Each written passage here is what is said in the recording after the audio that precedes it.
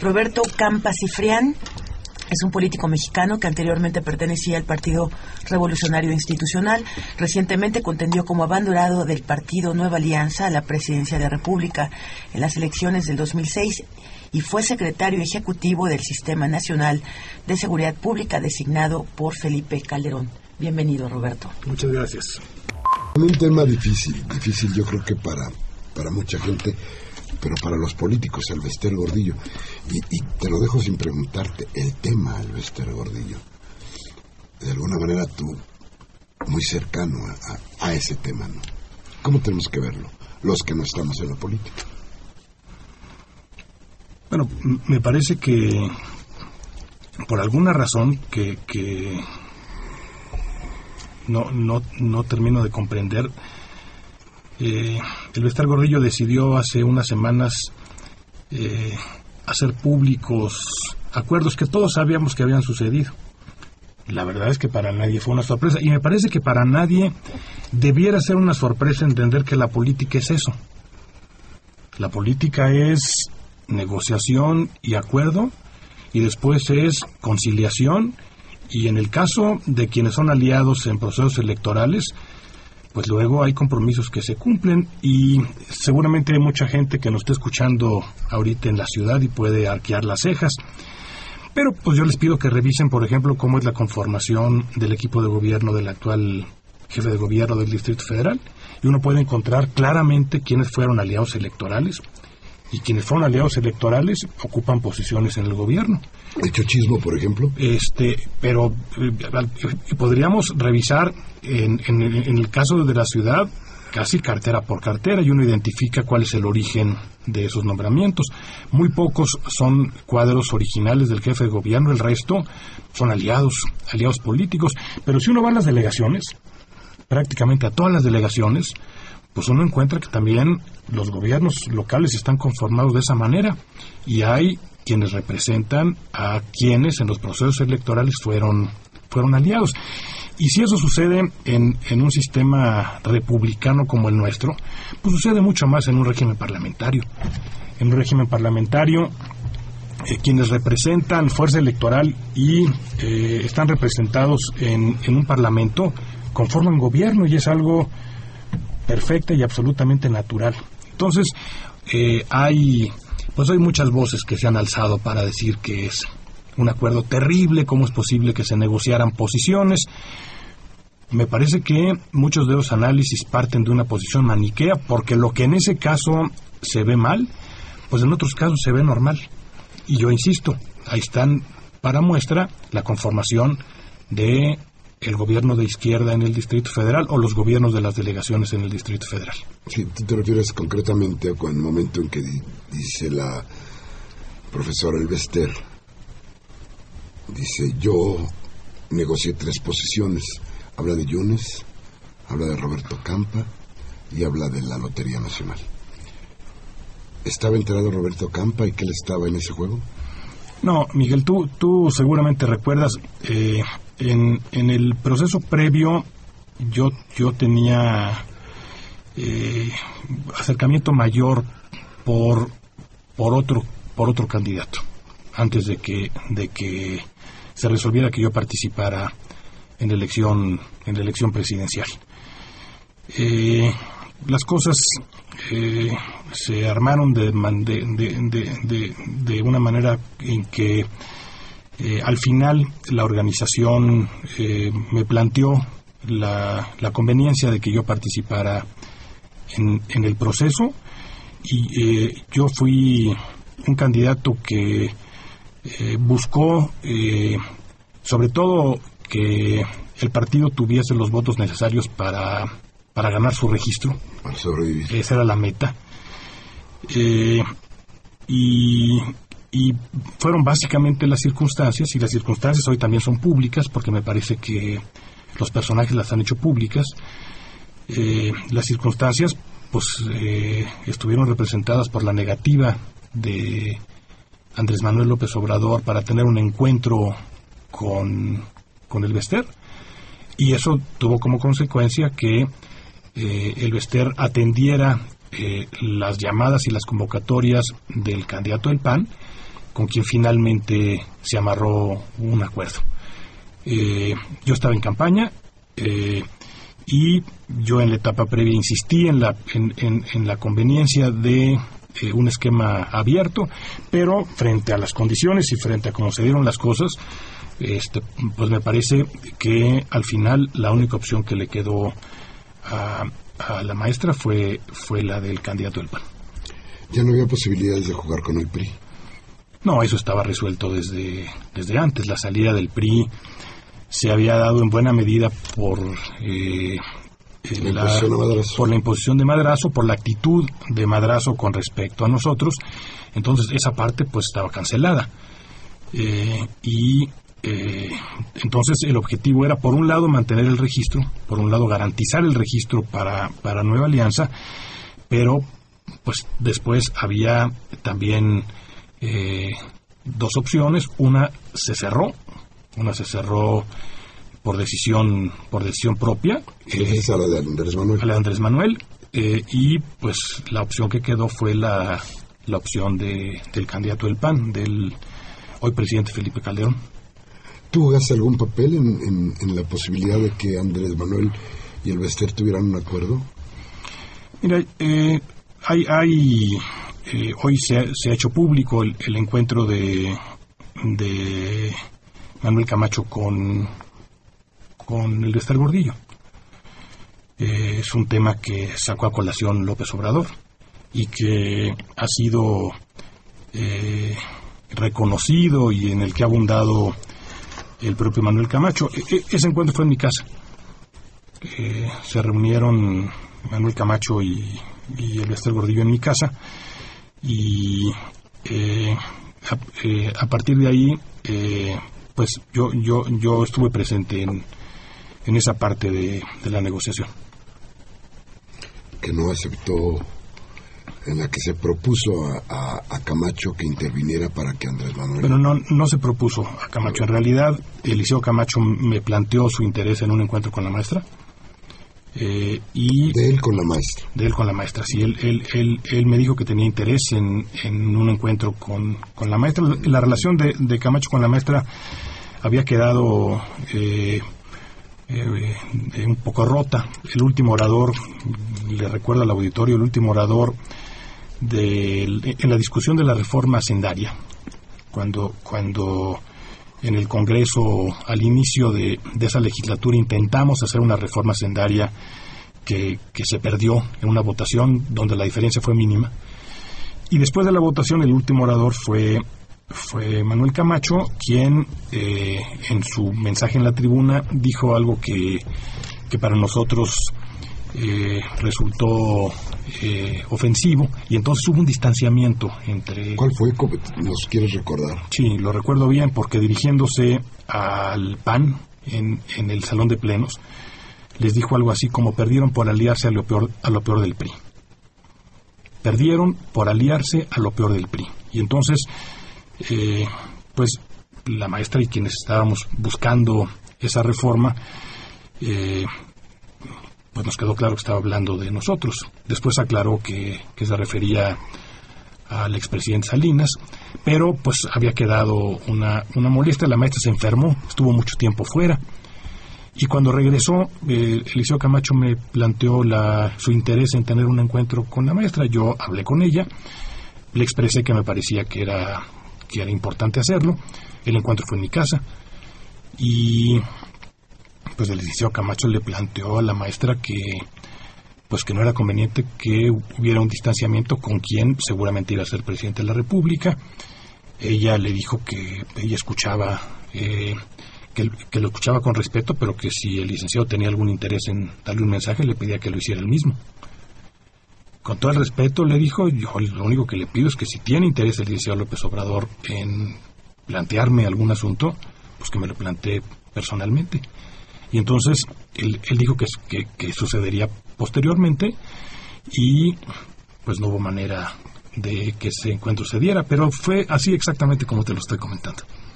Esto lo descubre en un ángulo diferente, porque el supuesto era que en ese encuentro la profesora, el Bester Gordillo, le había propuesto a Camacho unir fuerzas, digamos así, ¿no? Estoy siendo literal.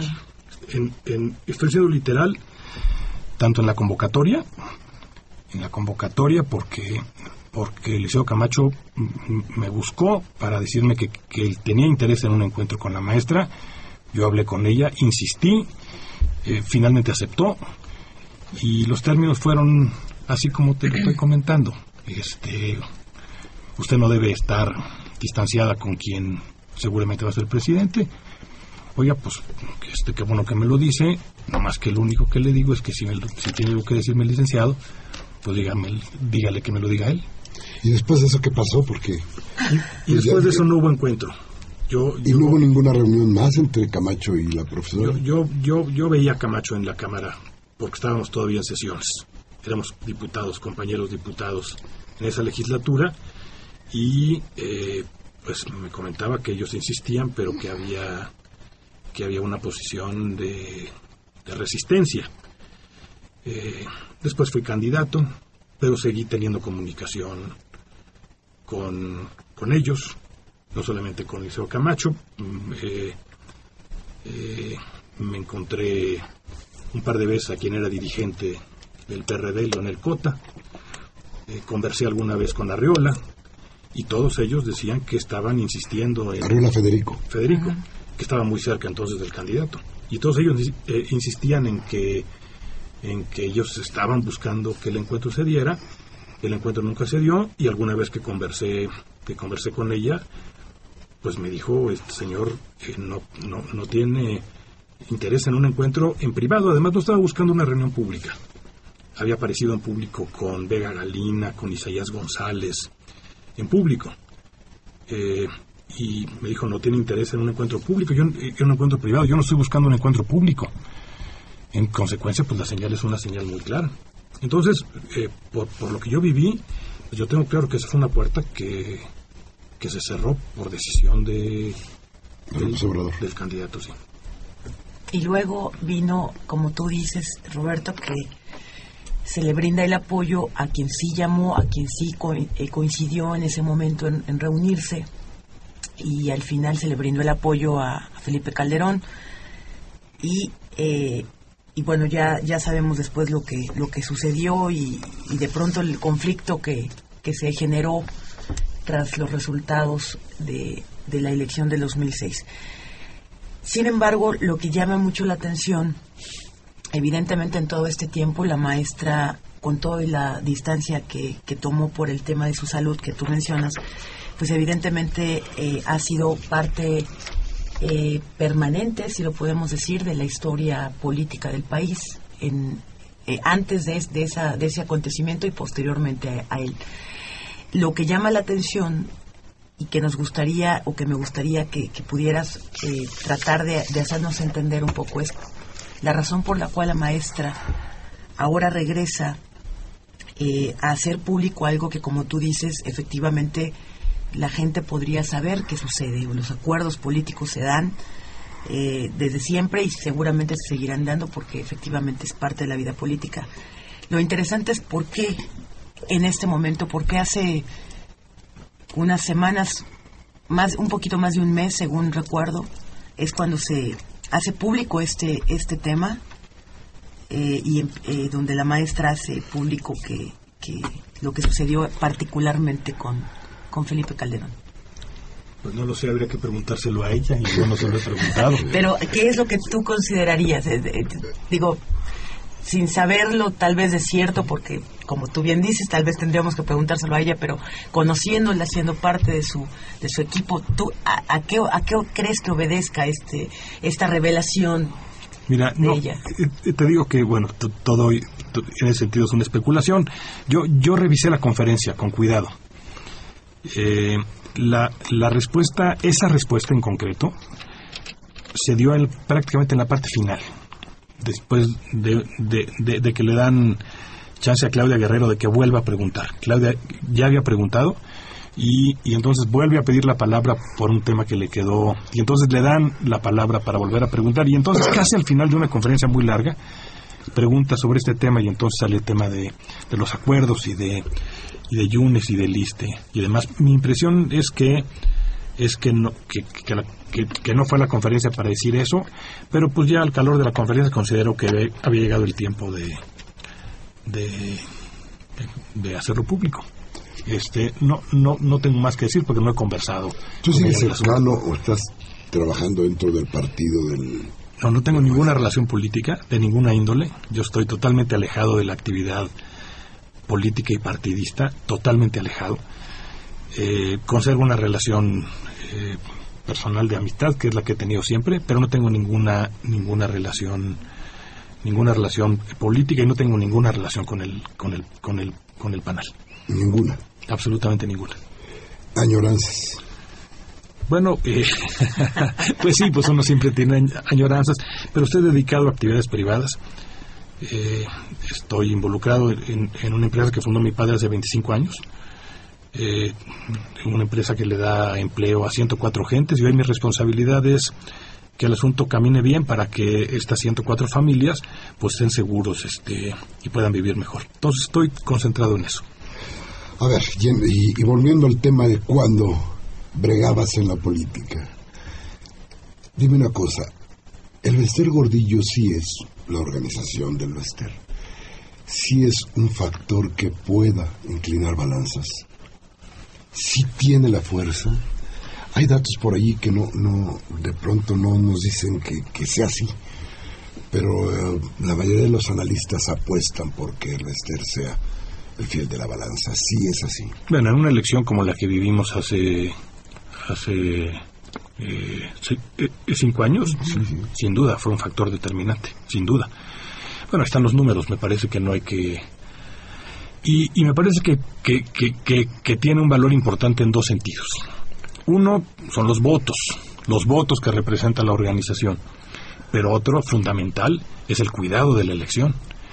Y la estructura magisterial es una estructura entrenada para hacer un trabajo, yo creo que el mejor, en el cuidado de una elección. Mira, yo discutía mucho con Camacho en aquellas épocas, con los planos del IFE. El IFE publica unos planos a colores para saber qué tantos representantes tienen los partidos en las elecciones. Entonces tiene, por ejemplo, un plano que se refiere particularmente al PRD en el Distrito Federal. Y entonces tiene marcados con amarillo los distritos donde tuvo representantes. Amarillo fuerte donde tuvo 2 representantes, amarillo claro donde tuvo un representante y en blanco donde no tuvo representante. Entonces es muy fácil tomar esos planos y ver dónde tiene presencia, representantes en las casillas, solamente eso, ya no digamos votos. Bueno, pues uno encuentra que en las elecciones el PRD descuida más o menos el 50% de las casillas. Bueno, donde no tienes un representante en una casilla, pues no sabes lo que pasa. Claro. Y entonces, en términos de cuidado de una elección, es una estructura, pues, que funciona bien. Y esas estructuras de representantes están conformadas por ciudadanos. Porque además las elecciones en México son complicadísimas y son numerosísimas las casillas. Entonces los partidos echan mano de ciudadanos, pero pues cuando los ciudadanos forman parte de una estructura más organizada, más disciplinada, pues es mucho más fácil. Y yo argumentaba, entre otras cosas, la importancia de, a partir de esta necesidad, encontrar una conciliación. Yo recuerdo que Eliseo Camacho me decía, no, las redes, ¿se acuerdan que las redes eran la estructura? Pues sí, pero al final cuando uno revisa cómo estuvo la elección, pues uno encuentra que descuidaron muchas casillas. Y debo decir, en honor a la verdad, y aquí estamos pues comentando yo estoy comentando lo que viví, que no tengo referencia y registro de ningún acuerdo que implicara hacer algo en contra de la voluntad de la gente, de los electores. Absolutamente nada. Pero sí tengo claro que en términos de cuidado de las casillas, pues la estructura cuenta. Entonces cuenta en términos de votos y cuenta en términos de cuidar una elección. ¿Tú crees que por eso, y evidentemente nos navegamos en el mar de la especulación, en tanto que no estamos con los actores a los que podríamos referirnos de manera directa, pero en tanto tu carrera, tu trayectoria, toda tu experiencia, todo lo que sabes al respecto de este tipo de cosas. Hoy por hoy, Andrés Manuel López Obrador ha trabajado durante muchos años, precisamente desde entonces, bueno, previo a la elección y desde entonces ha continuado trabajando, generando esta estructura electoral, que precisamente porque él tiene tan claro como muchos de nosotros que el problema, que la circunstancia que se generó en su momento obedeció en gran medida no la derrota electoral, porque estamos ciertos de que él ganó la elección, pero la posibilidad de no defender más en el terreno electoral la elección se dio precisamente porque hubo mucha falta de gente que cuidara, como tú dices, las casillas. Con esta nueva estructura que tú has escuchado, que puedes estar viendo que está generando Andrés Manuel, evidentemente se allanan mucho las posibilidades para que la elección resulte exactamente reflejando la voluntad de la gente, ¿no? Mira, no lo sé porque no tengo información de cómo están trabajando en esta organización, en Morena. Lo que sí creo que es importante decir es que las gentes que llenan las plazas no necesariamente llenan las urnas o se encargan de cuidar que los votos se cuenten bien en las urnas. Es algo que hay que hacer de manera especial y cuidadosa, y tengo la impresión de que López Obrador lo sabe. Ustedes seguramente vieron ya el documental que estuvo en los cines hace algunas semanas, el documental, creo que de Mandoki, ¿no? Sobre uno que se llama 0.56. ¿Sí lo vieron ya? Bueno, es interesante. ¿Cómo que no lo han visto si los periodistas son ustedes? No. Bueno, los periodistas son aquellos, los chuchos. Bueno, el documental es muy bueno, la verdad es que es muy bueno. Y casi en la parte final le preguntan a López Obrador si pudiera echar marcha atrás y cambiar algo de lo que hizo o lo que no hizo en la campaña, ¿qué haría? Y en plan de broma, un poco socarrón, dice algo así como, pues lo que me dicen es que a lo mejor me hubiera convenido aliarme con el Bester. Vale la pena verlo. Es que la realidad es que para competir con posibilidades de ganar es muy importante cuidar la elección.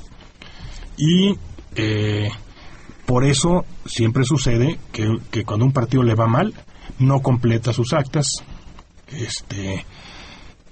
Partidos, bueno, como el PRI, estructurados y organizados en estados en donde ha tenido un resultado adverso en la elección, pues uno revisa la información y también ahí fallaron. Entonces, pues no es un asunto menor. Hay una referencia, fíjate a qué democracia me voy a referir. Hay una referencia del padre de Kennedy. Híjole. Del padre de Kennedy. La pura mafia, cuando la elección de su hijo, diciendo que gana la elección el que puede contar los votos. Entonces, pues eso pasa en las democracias en donde hay votos que se cuentan. Pues uno tiene que ganar los votos y tiene que ganar también la seguridad de poderlos contar. Claro. A ver, en todo esto que estamos platicando, resulta que ¿tú crees que una alianza López Obrador en terreno de la especulación, seguimos, López Obrador, el Bester, hubiera impedido que el país tuviera la desgracia que se vive, sobre todo por los condicionamientos que habría puesto el Bester? Pero a ver, tú comentabas aquí en la entrada de tu programa la información que publicó La Jornada hoy en la mañana sobre todos estos datos de pobreza, de marginación. Esto durante 2 semanas. Exactamente. Yo leí bueno, he leído todos, pero particularmente el de hoy en la mañana. Pérdida de ingreso familiar 12%, reducción en la economía 8%, el país de Latinoamérica que tuvo el mayor decrecimiento asociado con la dependencia que tenemos de los Estados Unidos. Y me parece que es justo poner las cosas en contexto. O sea, esta información tiene que ver con un fenómeno que francamente no se genera en México. Tiene que ver ciertamente con una dependencia excesiva de la economía mexicana con respecto a la economía norteamericana, pero tengo la impresión de que este fenómeno prácticamente igual se hubiera dado con cualquier presidente. Cualquier presidente hubiera hecho la guerra al narco con todos los soldados. No, yo me refiero particularmente al asunto de comportamiento económico que tú mencionaste. Por ejemplo, pero cualquier presidente hubiera dejado de comprar Miguel, la Bolsa Mexicana de Valores. Para contestar el tema de la seguridad, porque yo creo que el tema de la lucha, de cómo se dio la lucha contra el narco, también está vinculado con la elección y con el resultado de la elección y con la necesidad de legitimación, y con las condiciones que tenía el país. Me parece que por ello no pueden desvincularse del resultado de la elección esa parte de las decisiones estratégicas de este gobierno. Claro, por eso decía yo, el Bester en un escenario con López Obrador hubiera sido lastre o alas. Yo creo que hay un tema puntual en donde la relación de la organización que encabeza el Bester con el gobierno es clave, que es el tema de la educación.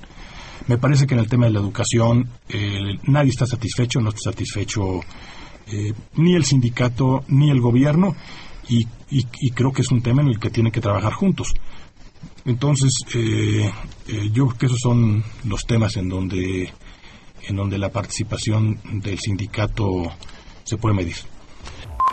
El Bester ha estado un mes hablando una serie de cosas, descubriendo algunas otras, y decía yo, un poco fuera de los micrófonos, enredando o aclarando. ¿Por qué ahora tienes alguna idea?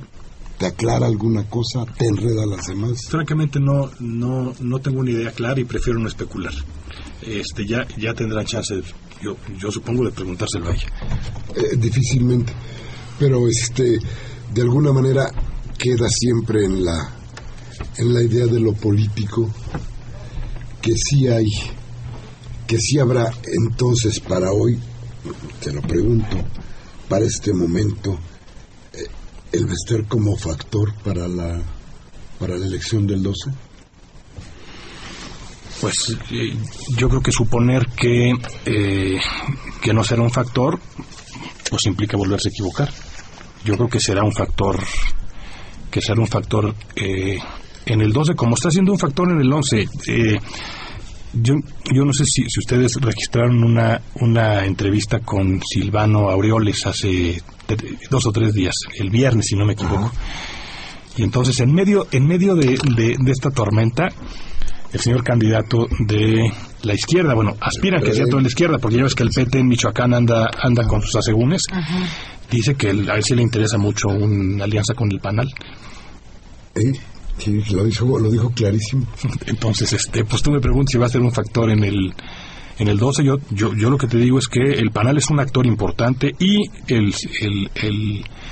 todo lo que significa esta estructura es un factor importante en las elecciones de ahora y en las del año que entra. Es decir, crear el partido de la maestra era el final de un camino lógico para la estructura que ella había conseguido. Yo esa parte, la verdad es que no la tengo suficientemente clara, porque nunca estuve en el origen del PANAL. Nosotros vivimos un proceso complicado en la Cámara de Diputados que dio como resultado un rompimiento y una posición antagónica con quien era entonces dirigente del partido.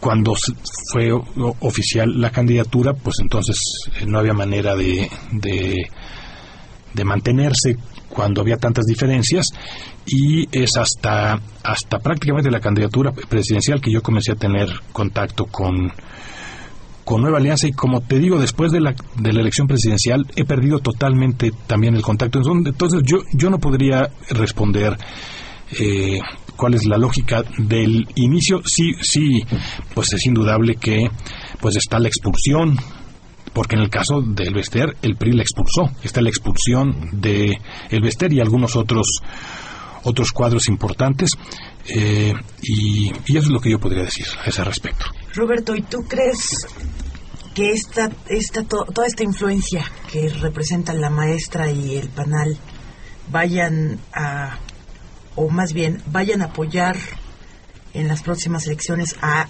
alguien en particular?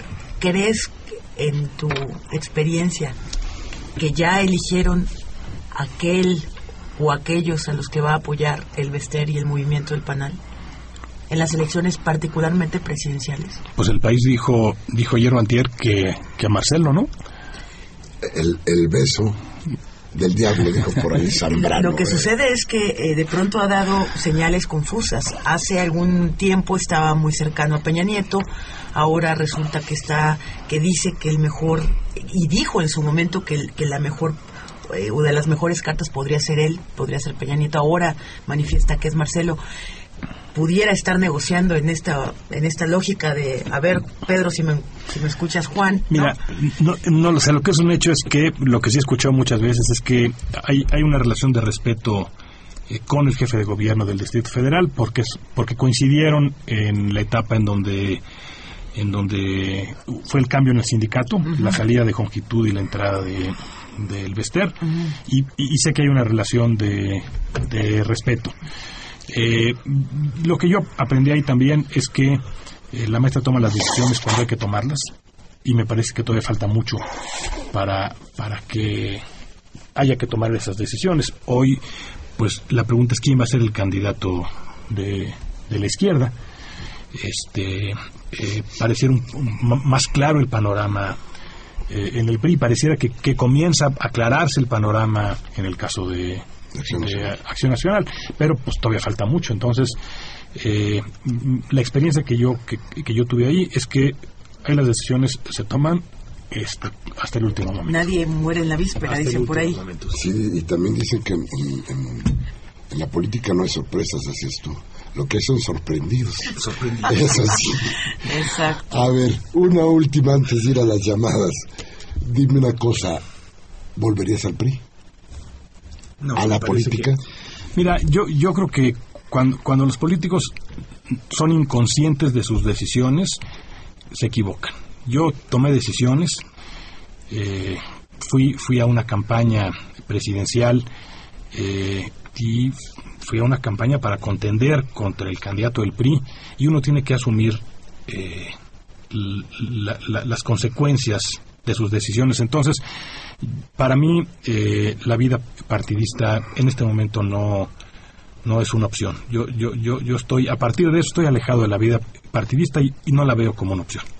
Bien, en Morena se abrieron algunas. Hay una cosa curiosísima. Hay una entrevista que se hace no hace mucho, que da el ex regente Ramón Aguirre, en una estación de radio de su estado, en donde le preguntan: ¿y cómo se enteró usted de que ya no iba a ser gobernador? Entonces él dice muy en lo campechano: ¿cómo hacerlo? Dice: pues me llamó Salinas y dijo: a ver, tráiganle a Ramón del whisky, que Chivas es el whisky que él toma. Entonces yo dije: no tomo, porque quién sabe qué me va a decir. Y me quedé un poco así. Entonces me dijo: bueno, pues no puedes asumir como gobernador. Yo dije: ¿por qué? Y dijo: porque es un compromiso que yo hice con los gringos. Esto lo dijo públicamente y está grabado. Dijo: es un compromiso que yo hice con el gobierno de los Estados Unidos y con la Iniciativa Privada de México para que el PAN llegara. No sé por qué no se ha tomado muy en serio esta declaración de don Ramón, pero creo que es de la mayor importancia para pintar todo un proceso que se ha venido en México planteando incógnitas pero verdades que al tiempo salen. Pues se acabó el programa. Qué bueno que estuvimos aquí. Muchas gracias, Roberto. Qué bueno que estuviste con nosotros. Gracias, Dinora. Gracias a usted que nos escuchó.